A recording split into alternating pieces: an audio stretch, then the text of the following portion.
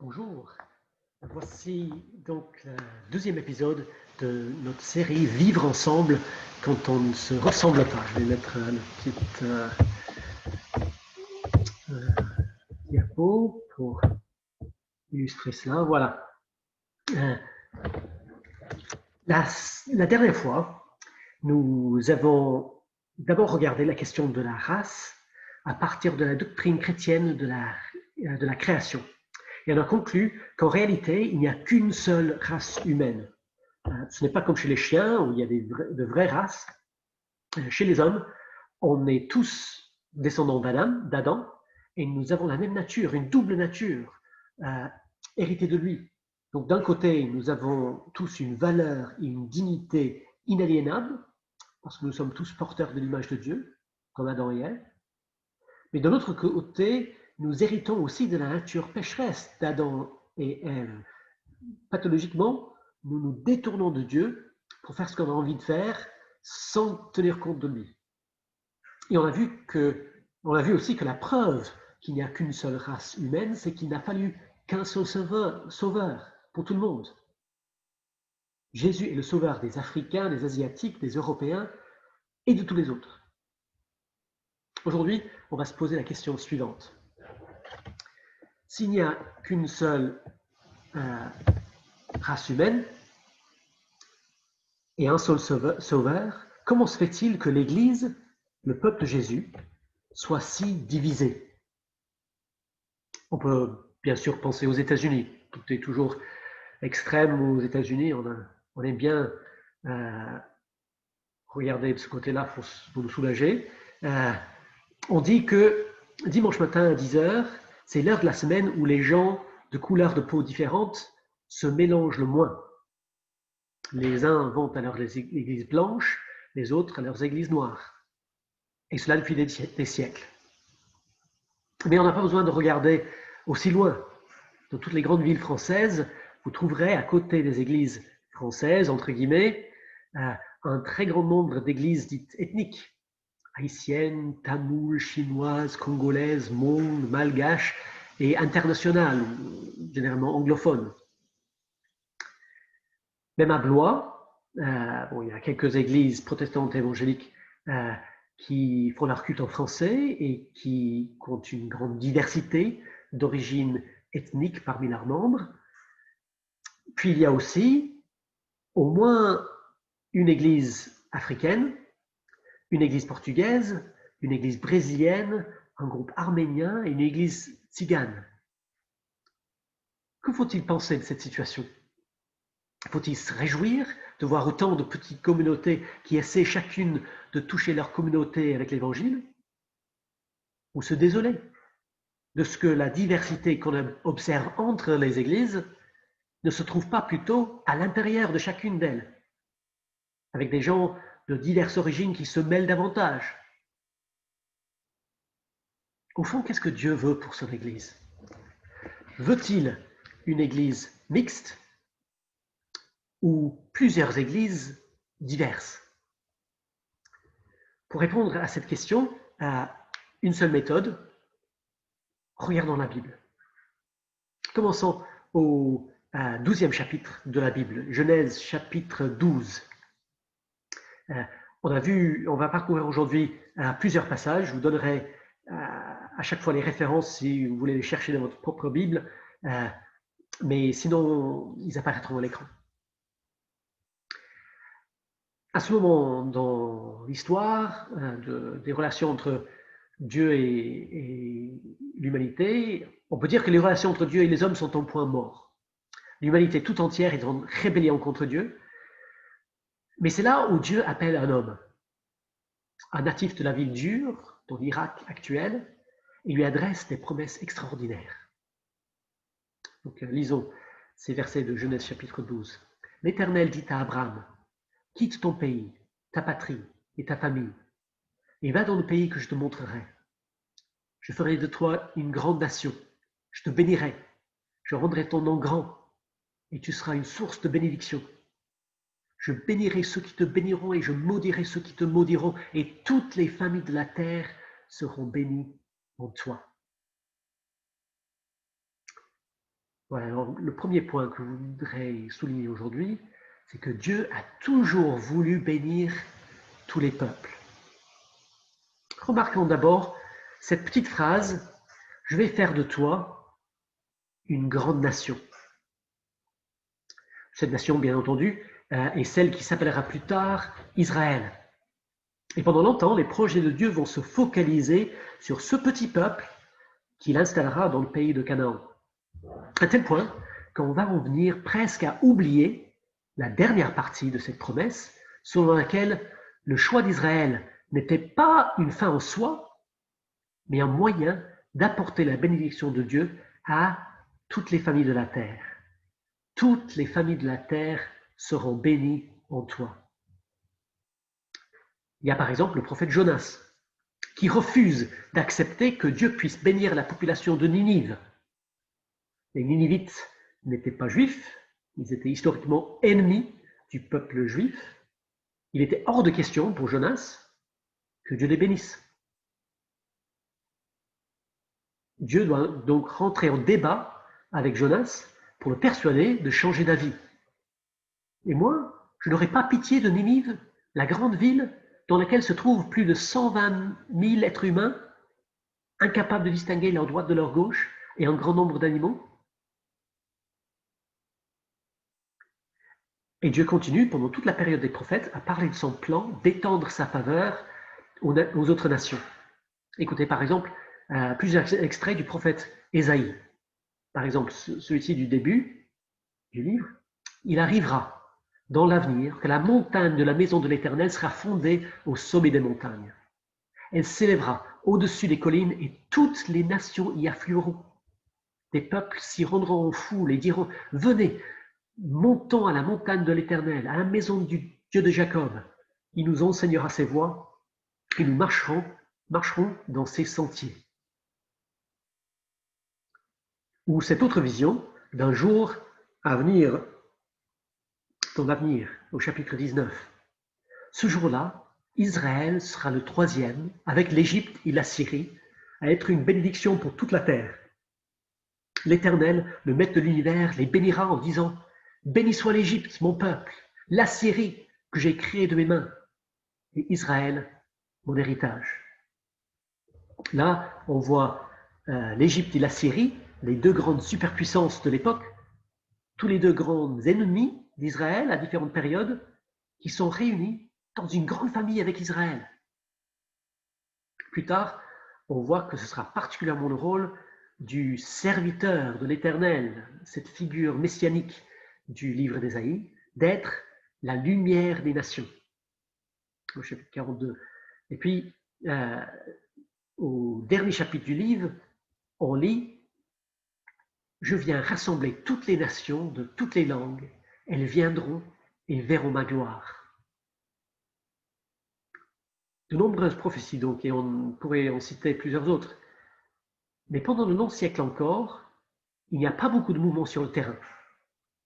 Quelques individus étrangers, ici et là, ont pu être incorporés dans le peuple d'Israël, Ruth la Moabite, Rahab la Canaanite, par exemple.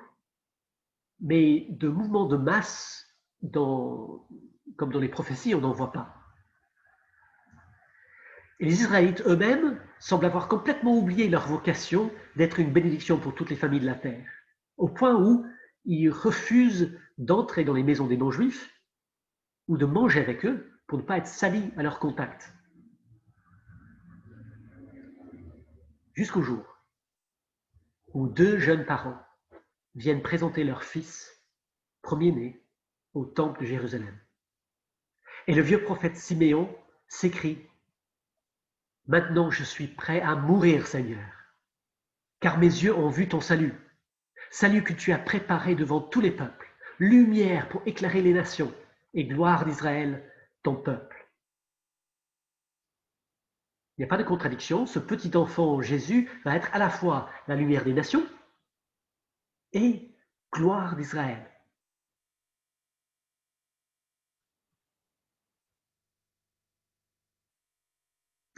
Et c'est ce qu'on voit par la suite.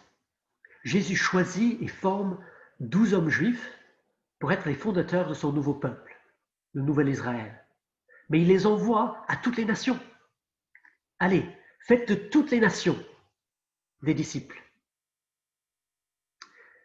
C'est ce qu'il dit avant de monter au ciel et de déverser sur ses disciples le Saint-Esprit pour les équiper pour la tâche.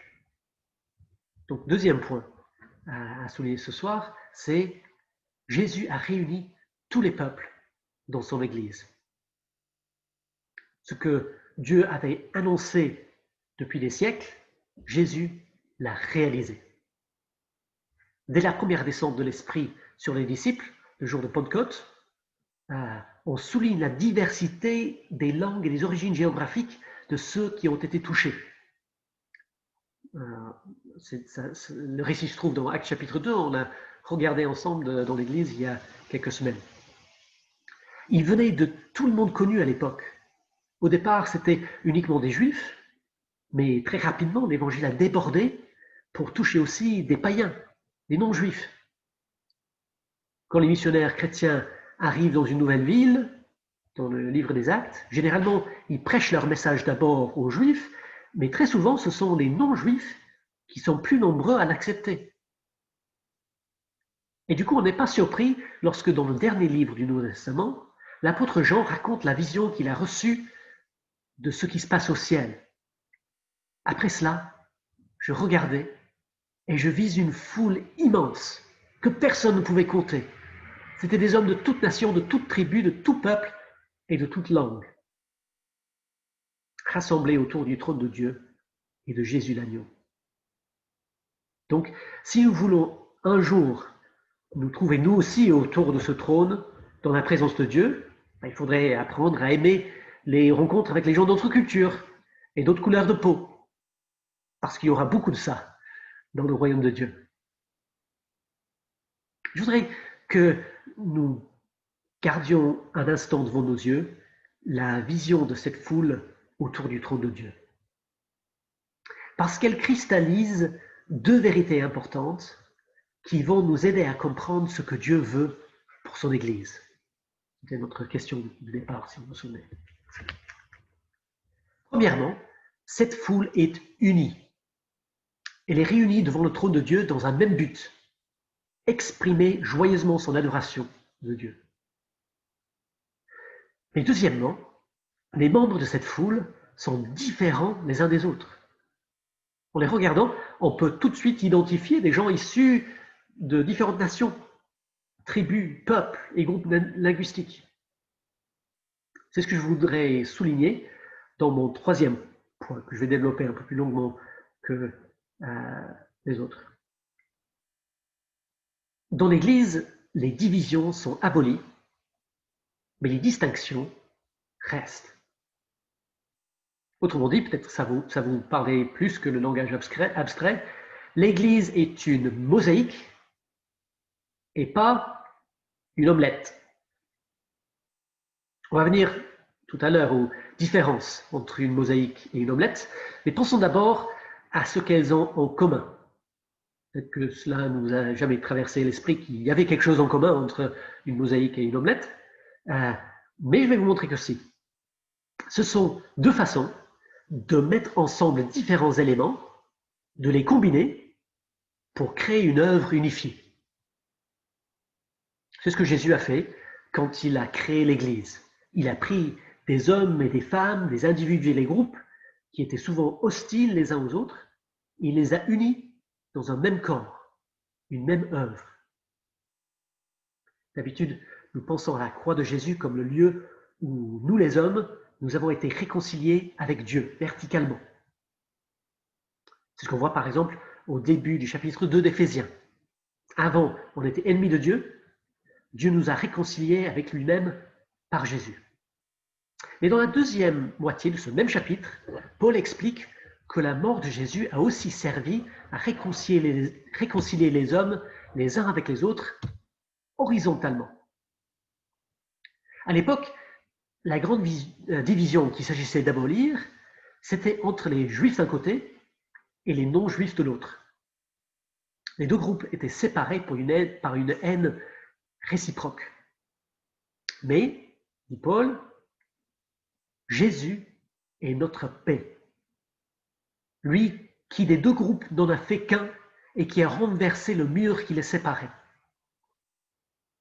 La haine. Il a voulu les réconcilier l'un et l'autre avec Dieu en les réunissant dans un seul corps au moyen de la croix, en détruisant par elle la haine. Il n'y a donc plus aucun mur, plus aucune division entre les chrétiens. Il n'y a plus ni juifs ni non-juifs, il n'y a plus ni esclaves ni libres, il n'y a plus ni hommes ni femmes, car vous êtes tous un en Jésus-Christ, dit Paul en Galates, chapitre 3. Et puis il dit quelque chose de très similaire dans sa lettre aux Colossiens. Il n'y a plus ni juifs ni non-juifs, ni circoncis ni incirconcis, ni étrangers ni sauvages, ni esclaves ni hommes libres, mais Christ est tout et en tous. Ces deux mots, ni sauvage, ni étranger, ni sauvage, sont deux mots pour désigner les gens les plus éloignés, les plus exotiques du monde gréco-romain où il habite. Nos églises devraient donc être mixtes sur le plan ethnique. Elles devraient mélanger joyeusement des gens de différentes couleurs de peau et de différentes origines, unis en Christ. Ce n'est pas simple. Déjà, au 1er siècle, il était extraordinairement compliqué de faire vivre ensemble des juifs et des non-juifs dans la même église. Les auteurs du Nouveau Testament consacrent des chapitres et des chapitres à les aider à régler leurs différends, à les apprendre à se respecter mutuellement. Ça aurait été beaucoup plus facile de dire depuis le début, allez, on va faire 2 églises séparées. Une pour les juifs et une, ou peut-être plusieurs, pour les autres. Mais ils ont choisi le chemin plus difficile. Et quand, dans un moment d'égarement, Pierre commence à revenir sur cette unité, en arrêtant de fréquenter les non-juifs, Paul le reprend publiquement, parce qu'il ne respectait pas, quoi? La vérité de l'évangile. C'est dans Galates, chapitre 2, verset 14. Est-ce que nous vivons cela en France et à Blois? En partie, je crois. Et on devrait être reconnaissant pour cela. Il y a quelques années, on a fait un très beau culte de Pâques à Blois-Nord. On a fait un effort pour mettre en valeur la diversité ethnique et culturelle des gens de l'Église. C'est réjouissant. Mais le fait que plusieurs communautés ressentent le besoin de se réunir séparément, toujours, montre pour moi qu'il y a clairement du progrès à faire. Alors à qui la faute? Est-ce que c'était aux uns ou aux autres? Je ne sais pas, c'est pas ça la question pour aujourd'hui en tout cas. Mais gardons devant nos yeux cet objectif de l'unité entre les gens de différentes origines. Alors l'unité, oui, mais pas l'unité d'une omelette. Là, on vient aux différences. Ça, c'est l'unité par l'uniformité. Dans une omelette, les œufs sont tous cassés. Les frais, les moins frais, les bio, les plein air, les doubles jaunes, les œufs de pintade, les œufs de canard, les œufs de poule. Ils ont tous cassé et brouillé au point où il devient complètement impossible de les distinguer les uns des autres. Donc, l'unité que Dieu veut, ce n'est pas celle d'une omelette, c'est l'unité d'une mosaïque. L'unité dans la diversité, où chaque morceau garde son identité et sa couleur propre. Il joue son rôle unique pour contribuer à l'effet global. Quand l'Esprit de Dieu est descendu à la Pentecôte sur les disciples de Jésus, il aurait pu permettre miraculeusement aux auditeurs de comprendre le discours des disciples quand ils parlaient en araméen ou en hébreu, ou en une espèce d'espéranto chrétien à nouveau. Comme ça, on aurait eu une seule langue pour toute l'Église. Ça aurait lancé l'Église sur le chemin de devenir une omelette. Mais l'Esprit a choisi le chemin, le choix inverse. de permettre aux disciples, ce jour-là, de parler de nombreuses langues étrangères qu'ils n'avaient jamais apprises. Et ainsi, il a lancé l'Église sur le chemin de devenir une mosaïque. Aujourd'hui, on se pose parfois la question s'il faut essayer de devenir ce que les anglophones appellent colorblind, c'est-à-dire aveugle ou indifférent à la couleur. C'est l'attitude qui consiste à dire, si j'ai devant moi une grande foule de personnes, je suis si indifférent à la couleur de peau de ces personnes que c'est comme si je ne la voyais pas. Certains cherchent à cultiver cette attitude parce que ça leur semble la position la plus éloignée possible du racisme. Et je vois les bonnes intentions qui peuvent conduire dans cette direction. Mais j'y vois aussi deux grands inconvénients. Premièrement, ça nous empêche de voir la beauté de l'Église. Et deuxièmement, ça nous empêche de voir les injustices dans l'Église. Si tu n'entends pas la différence entre les notes d'un accord en musique, tu ne vas jamais apprécier l'harmonie. Si tu ne vois pas la différence entre les couleurs d'une mosaïque, tu ne vas jamais voir l'image. Si tu ne te rends pas compte que les gens que Jésus a réussi à réunir ensemble dans son Église sont différents les uns des autres, tu ne verras pas la beauté de ce que Jésus a fait en eux. D'accord, ils n'ont pas une nature différente. Ils sont tous pécheurs, tous créés à l'image de Dieu. Il n'y a qu'une race humaine, ça, une seule race humaine, ça on a déjà dit. Mais ils ont des histoires différentes, des looks différents, des traditions différentes, des identités culturelles différentes. Dieu a voulu ces différences. C'est lui qui a fait en sorte que tous les peuples, issus d'un seul homme, habitent sur toute la surface de la terre et il a déterminé la durée des temps et les limites de leur habitation. Dit Paul dans Actes 7. Et c'est lui, Dieu, qui a voulu les incorporer tous dans la grande mosaïque de l'Église. Si nous fermons nos yeux aux différences de couleurs et de culture entre nous, nous perdrons de vue ce que Paul appelle en Éphésiens chapitre 3, verset 10, la sagesse multicolore de Dieu. La sagesse infiniment variée de Dieu, selon certaines traductions.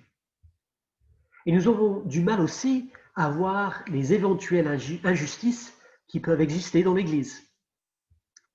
Les injustices entre groupes ethniques ont existé depuis le tout début, même avant que les non-juifs entrent dans l'Église, du temps de la toute première Église à Jérusalem, on entend parler déjà, dans Actes chapitre 6, d'une dispute entre d'une part les juifs hellénistes, qui parlaient grec, et d'autre part les juifs hébreux.